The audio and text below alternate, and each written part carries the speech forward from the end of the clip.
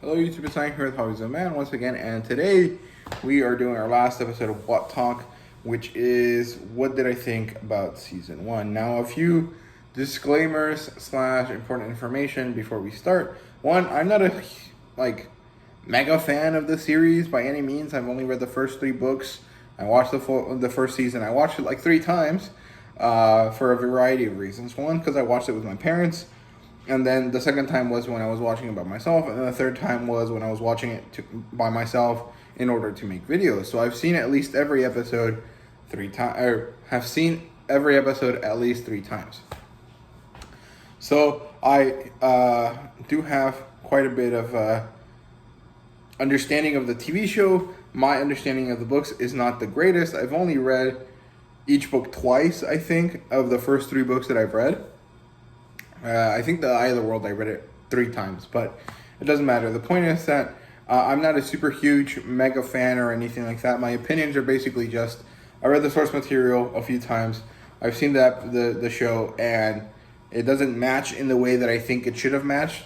And so that's a little bit disappointing. Other than that, this is off the top of my head. I have been thinking about this for a few days, maybe even like a week or 2. However, it hasn't been anything that I wrote down. I'm not scripting this video at all. This is just off the top of my head what I can think of right now. And I also want to clarify that, just because I don't like the series as much as other people doesn't mean that your opinion is wrong if you do like the series or anything like that. However, it's just how I feel. Also, just because I say things that are negative right now does not necessarily mean that when season 2 ends, I will still have these opinions. If season 2 manages to pay off everything that I felt was wrong with season 1, then my opinions on season 1 will change, right? Because my opinions on season 1 are basically that the first 4 episodes were great. The second 4 episodes were not the best. There were some issues there that I think were there for unnecessary reasons, or that they spent time on things that weren't necessary to spend time on. So we'll talk about it more, but that's all the disclaimers and kind of general information out of the way. Let's get into it. Like I said, the first 4 episodes are great. The whole, heading to the White Tower aspect of the series was wonderful. I liked it. It was exactly like The Eye of the World. Well, actually, it wasn't really exactly like The Eye of the World, but the major key points were there. Moraine sinks the Terran Ferry, and everyone is upset with her, and they're untrusting of her. Egwene changes her tune when it comes to Moraine, when Moraine makes her feel important by helping her channel. Nynaeve shows up after a while and manages to track Lan and eventually helps heal Moraine, or helps with Moraine, or whatever the case may be. They eventually get to a city where they meet Min. That's completely fine, even if it's changed from the books. They go to Shadar Logoth and they find the dagger, and everyone is separated. And the tinkers happen with Egwene and Perrin, and the other stuff happens with Rand and Mat. Everything generally was okay. If you're looking specifically at the beginning of the series all the way up to getting to Caemlyn, and you change Caemlyn for Tar Valon, that's okay. I thought all of that was great. When things started getting weird for me, or where I thought that things were going in a direction that I didn't find necessary, was when they had the Aes Sedai camp. Karine and Stepan are characters I don't know from the books. I don't know anything about them. I'm sure that they were in some book. They might have been in New Spring, or they might have been in later books. But either way, I don't know them. I don't care about them. And the fact that we basically spent 1.5 episodes with them was a waste of time. Why do I care about Karine, and why do I care about Stepan? The only reason why I can see them being there was because they were useful to explain the emotions that warders and what's called Aes Sedai share, and the strength of their bond. However, They could have just explained that with a few short scenes, or they could have done a flashback and remembered, hey, you remember Stepan and Karine?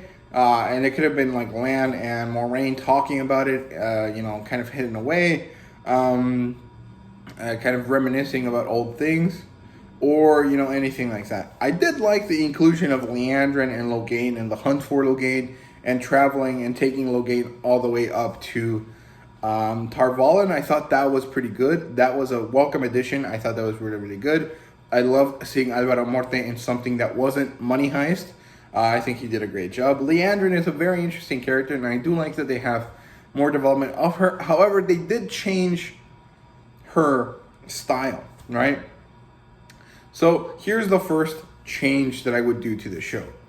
Keep the Leandrin Logain thing. Keep Moraine and Nynaeve and Lan being with Leandrin while Logain is there. But take them directly to Caemlyn instead of to Tar Valon, right? Because if I remember correctly, in the books, Leandrin is with the Queen of Caemlyn, not with Queen Morgase, something like that, instead of at the White Tower when everyone arrives at it. So I think it was better to do that. I think that was the right way to go about it, and I think they could have done this if they removed all of the Stepan and Karine stuff and filled it in with Caemlyn, right? And they could have used the same sets as they did for Tar Valon. It wouldn't really have made that much of a difference. So they could have still kept those, and they could have just had them be a different color, and it would have been fine. That doesn't seem like it would have been that difficult to do. So have everything that happens with Logain happen before they get to Caemlyn. Then at Caemlyn, they meet Min, and then from Caemlyn, they meet Loial, and then from there, they go to the White Tower, and then, if you don't have Logain going directly to the White Tower, you don't actually need to go to the White Tower at all. So if you wanted to have White Tower politics, you could just have Leander and Moraine talk about it while they're on their way to Caemlyn. And then you could have gone straight to Faldara and had more time at Faldara and not had that stupid, whack-ass, useless fight at the end of the series. So that's, the one major change that kind of changes the 4th, 5th, 6th, and 7th episode. The only other reason why I'm disappointed in the show is because Faldara was garbage. And the Eye of the World was also garbage. The whole series has basically been structured so that even though Rand is the dragon and he is supposed to be the most important character and basically Jesus Christ, the female characters are more important. Now, I don't disagree that the female characters are immensely important in The Wheel of Time, and I think that they're definitely significantly more important than every other male character. I don't think that they're more important than Rand. And so I feel that the way that the Eye of the World situation was handled was directly in conflict with the way the story is supposed to be told. Why was Rand's defeat of the Dark One felt like an afternote, like a leftover bit of information, instead of like the main climax of the end of the story of the first season? I think that's whack, man. I don't understand why they focused on this Faldaran princess lady. I think her name was Asada or something like that. And why they focused on her and made it clear that she can't channel that well, and then have her nuke 20,000 Trollocs. I think that was insane. It made no sense. It basically killed the stakes of the show. And then they also killed Nynaeve and then immediately resurrected her. So what the hell was the point of killing her in the first place? That was wasted time. I also don't like that Matt got removed from the story. Of course, this is for a real life reason and doesn't have to do with the way they made the story. It has to do with the actor wanting to step away. So I understand it. However, I definitely think that, hey man, you signed up for a whole season. You have to do the whole season and then you can leave, right? They should have really worked on those last 2 episodes with Matt in it and then have him, shipped off to the White Tower, in episode 7 if they wanted to, instead of all the way back at episode 5 or whatever. So, I don't know. Faldara was just a horrible, horrible situation there. I think Angomar being a dumb bitch when he meets Moraine is fine. I see a lot of people talking about how they ruined his character. I don't think his character was really all that important. He was just there for like a few chapters and then he went away, and that's it. So I don't think that he was that important. They didn't need to, preserve his natural character, because if you look at what Engelmar is saying, it sounds like he's dumb and he's whiny, but it's all exposition about what Faldara is. So, in the context of the show, it's actually a really good thing that they made him do this, because we needed to have quick and easy exposition of Faldara without having to have Moraine explain it. She already explained one civilization before when she talked about Manetheren during that whole walk that they had where they sing, the song about Manetheren. So, I think that within the show, within the confines of the show, the way they handled Engelmar was pretty good. However,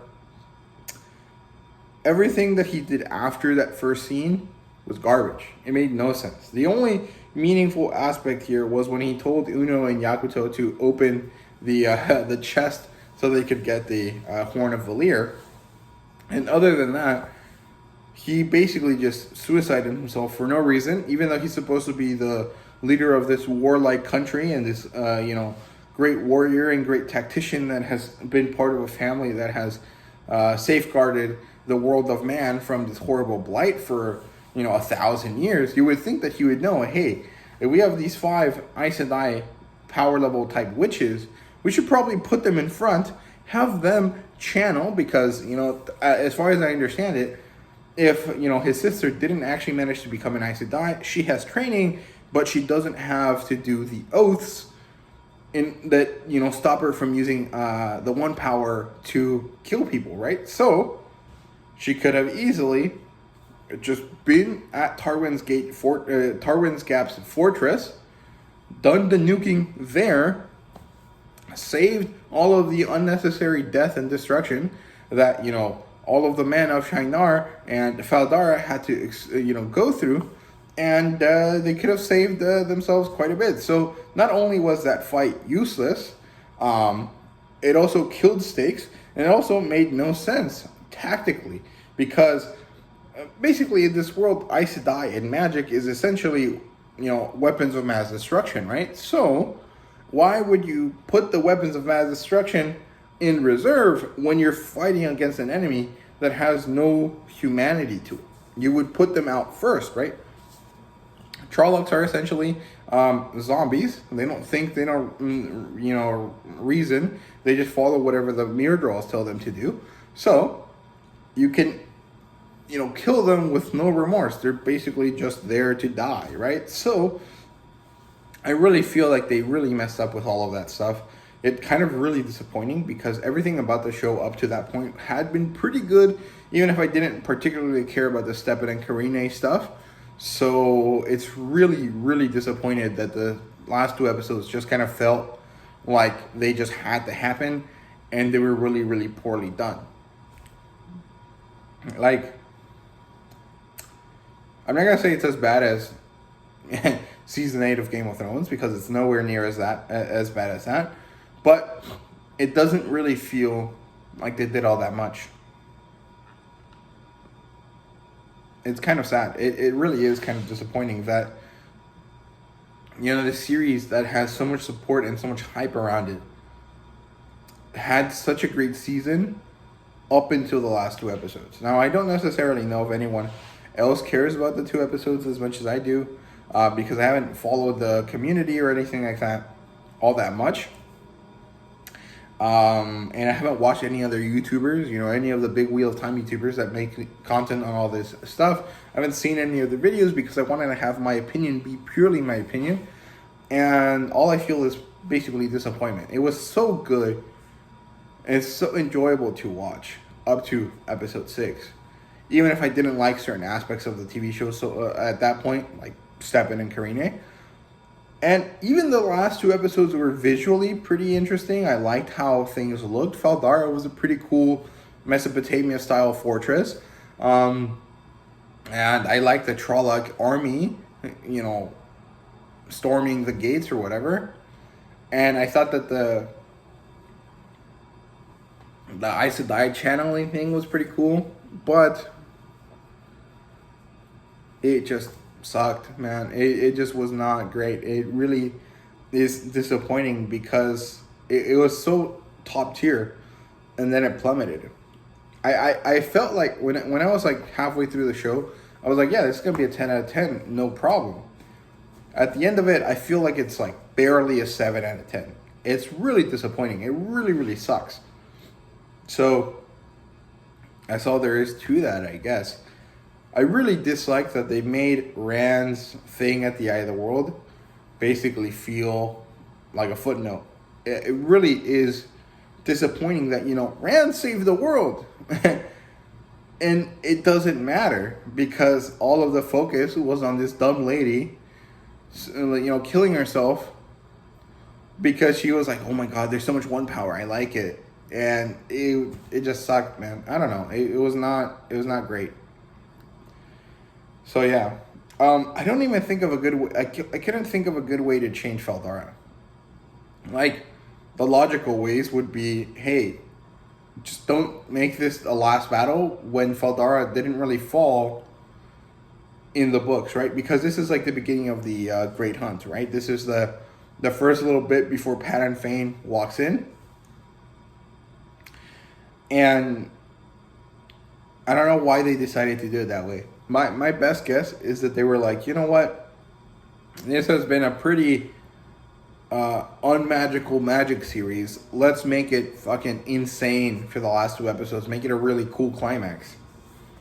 Well, you failed. The really cool climax just seems stupid as hell. So I don't know. It really, really is unsatisfying. I can't think of a way to fix it that doesn't include, hey, just remove this for the whole second half of the season and rewrite it. So I don't know. At this point, I don't really have anything else to say. I'm just kind of like unhappy with the results. The series 6 out of 10, 7 out of 10. I don't think it's horrible, but it is pretty disappointing as a average fan of the series. So I can't imagine how mega fans of the series feel. Yeah, 7 out of 10. That's as high as I'll go. I don't want to give it a 5 out of 10 because it's definitely better than 5 out of 10. It's definitely above average. But it doesn't deserve anything higher than a 7. It's like barely passing. It's like it has all of the elements of being awesome and great and having a wonderful story to tell. And then they just squandered it by nuking 20,000 Trollocs. So, I don't know.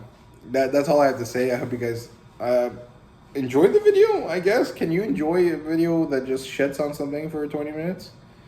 I don't know. But I hope you guys liked it. And if you did, please like, subscribe, and comment down below. Let me know what you thought. What do you guys think about the series? Do you guys think it's disappointing? Do you think I'm blowing it out of proportions? Do you guys think it doesn't really matter? They're going to fix it for season 2. What do you guys think? Let me know down below. And yeah, I hope you guys enjoyed, and see you guys later.